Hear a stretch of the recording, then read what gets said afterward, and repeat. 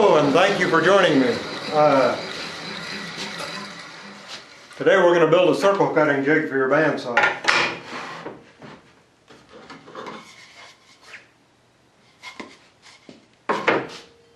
It can cut a circle 3 inches to about, well, let's see,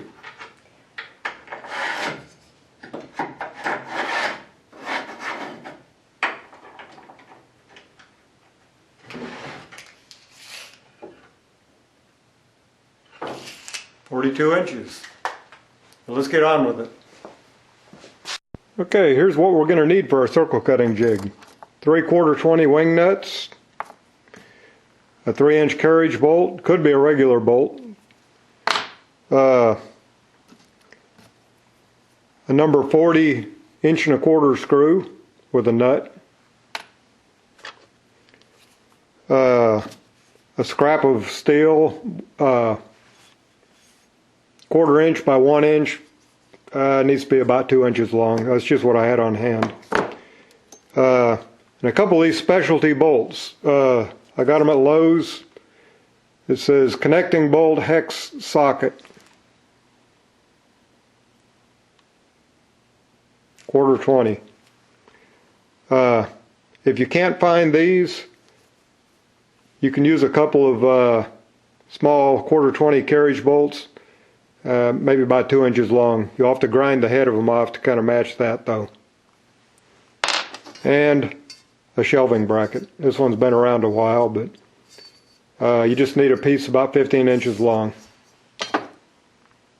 Okay, the first step is to cut a hardwood runner about 2 inches longer than your table depth. In this case, it's about 3/8 of an inch by 3/4. You don't want a tight fit, you want a good fit, but you want it to move smoothly. The next step is to cut a piece of 3/4 inch plywood. You want it about twice the depth of the throat of your bandsaw. In this case, I'm working with a 12-inch bandsaw, so I'll make it 24. And the other dimension needs to be about 2 inches longer than the depth of your table. So that'll be about 16 in my case.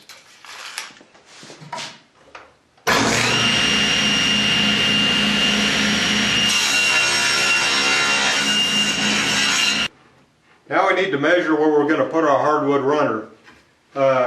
Need to put the plywood about 1/4 inch from the back of the throat of your bandsaw, and then mark the edge of the plywood right here where your runner will go.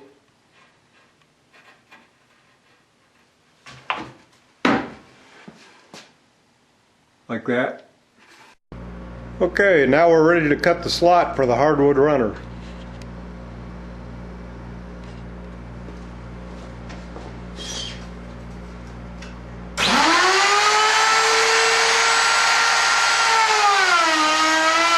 Okay, we got the slot cut in the plywood. Runner fits real well. I didn't make it very deep. 1/8 inch is good enough. Even a little less is fine. You might have to use like a 1/2 inch router bit and take 2 passes depending on the size of the miter slot in your bandsaw. In this case, it worked out perfectly with a 3/4 inch router bit. Now all we got to do is glue it.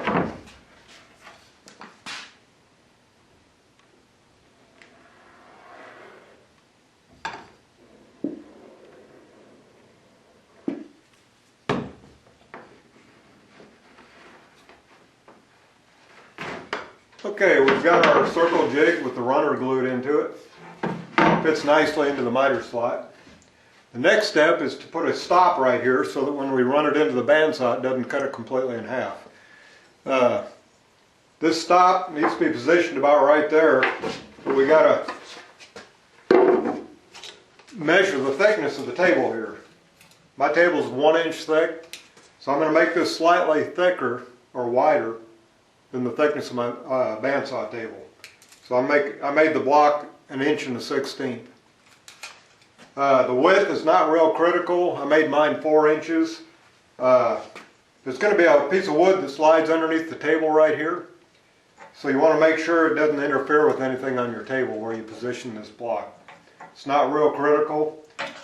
I'm going to measure out from the throat of my bandsaw and it looks like about 5.5 inches. So I'll mount my block about 5.5 inches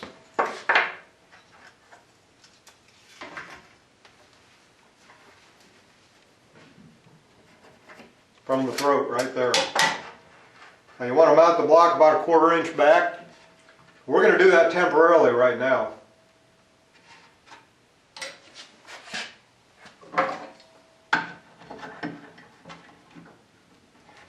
Just clamp it in place.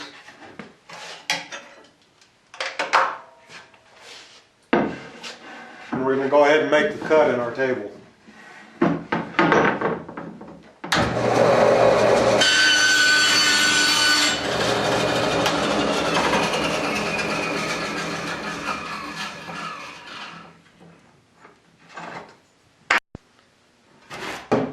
Okay, we have our board here with the saw cut in it. I took a felt marker and made a red line where the saw cut is so you can see it better on the video. What we want to do is inset this piece of shelving bracket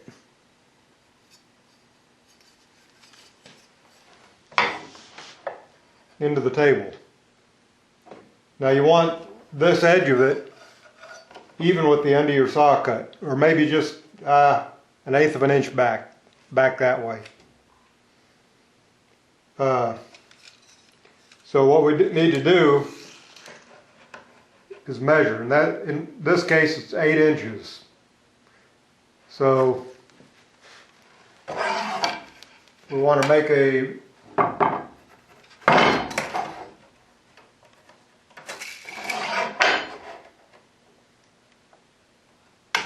slot 8 inches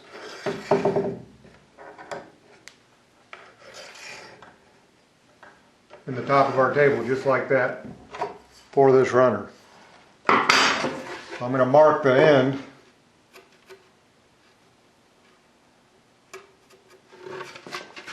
where I want to cut that slot, and I'll cut that on the router table. Okay, I've got my router set up here. I've clamped a stop block to the fence right here to stop the travel of my workpiece. I don't want to cut my slot all the way through. I'm going to have to make several passes because it needs to be fairly deep. The depth is your piece of shelving bracket plus the head of your bolt. This is going to be a clamp mechanism. That'll be a little more clear later. Looks like this is right at 1/2 inch. So I'm going to make several passes and get that 1/2 inch depth.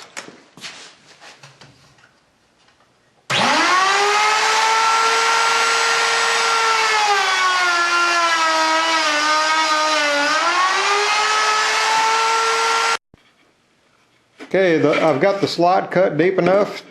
The shelving bracket steel fits in there really good. There's enough top clearance for the thickness of that bolt right there. And that bolt will be mounted right there and clamp this piece from moving. Okay, I've drawn a line right here, about 1 inch from the edge of your table. And I want to drill some holes for this to go in, and the edge of this will clamp the bar. So this surface is, or the top of this screw is going to have to be below the surface. But I want it at the edge of that slot. So about 1/8 inch in from the slot on each side is where we want to drill a hole. First hole we want to drill is the diameter of that head right there, and then after that needs to be about 1/2 inch deep, and then beyond that we'll have the diameter of this screw.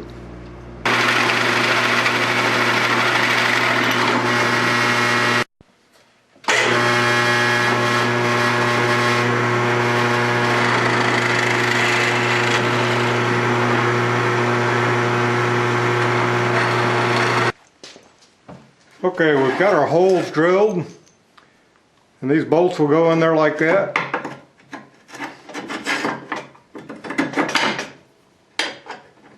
On each side, and clamp that in place.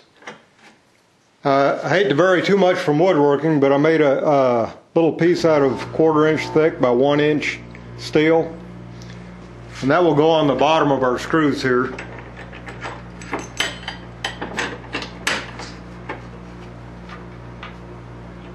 with wing nuts.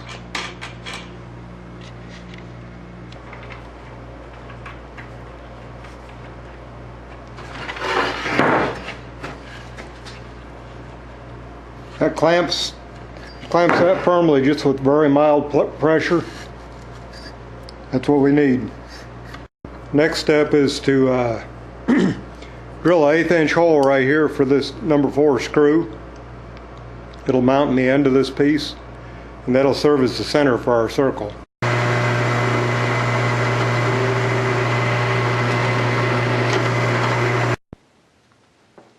Okay, now it's time to put our stop block in place. Remember the one that I temporarily clamped? I've pre-drilled it and made a little bottom piece. This will be glued and attached with screws to the bottom of our circle cutting jig as a stop. Okay. On the back side, I'm taking one of these cleat fasteners and pressing it into the back. Like that. Best way to do that's on a bench vise.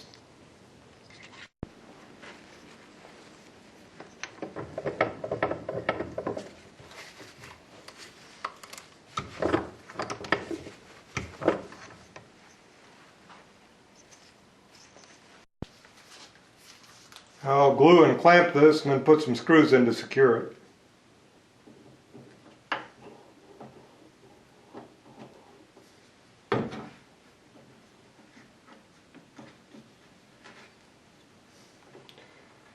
Okay, I want this flush with the edge here.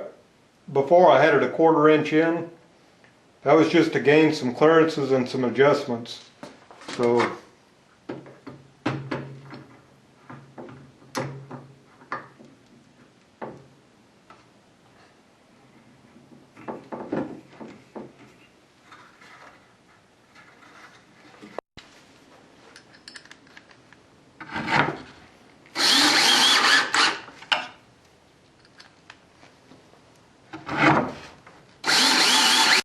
okay, we're about done. About ready to try it. We've got our stop fastened to the bottom with a couple of screws.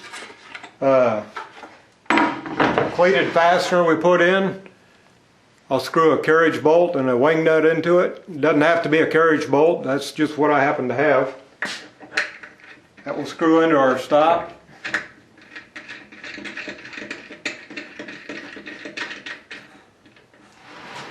And that will limit the travel of our circle cutting jig. I've got the screw in our shelving bracket. This will slide into here. For a larger circle, let me turn the camera.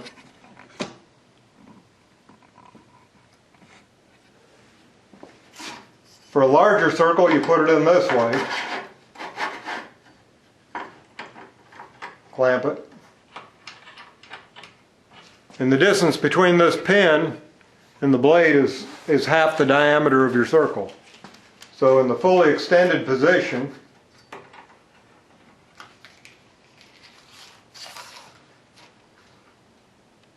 we can do a 42-inch circle. Now, if I turn it around, technically I can get down to about a 3-inch circle. A 3-inch circle is kind of a challenge because of the blade width. But if you had a real fine blade, you could do a 3-inch circle.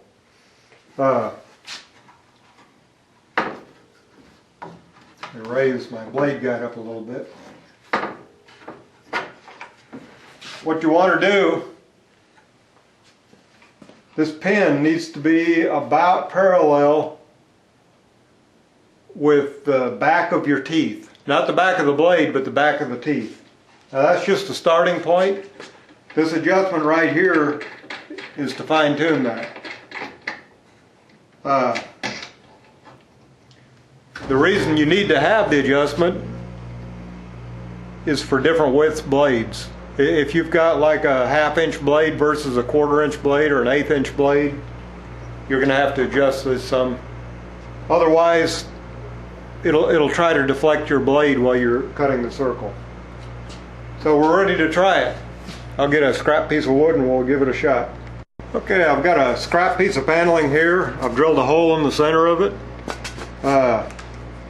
It's slightly less than 1/8 of an inch. I'm going to make a 14-inch circle. So I can measure between this pin and the blade 7 inches, half the circle diameter.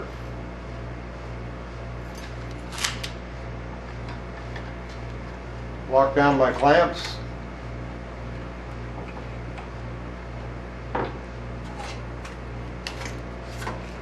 Pull this back.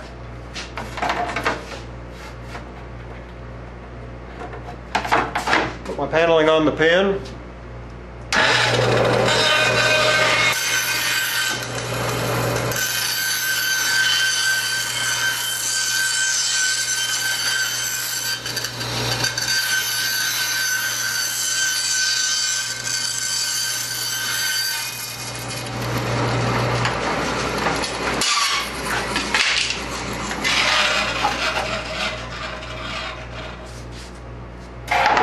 See how close I got.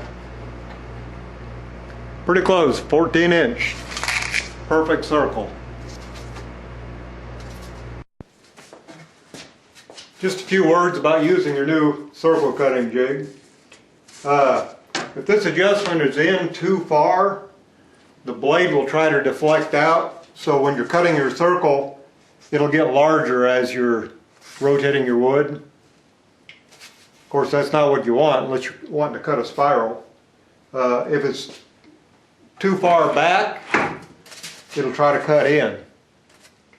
Best advice I can give is have a good, fairly coarse blade. I got a 3/8, 3-tooth per inch blade. If you have this pin reasonably close to the back of the teeth on the blade and take it fairly slow while you're cutting, it gives the blade time to clear the kerf and it won't deflect. So that's how you get the best results from your circle cutting jig. Thanks for joining me.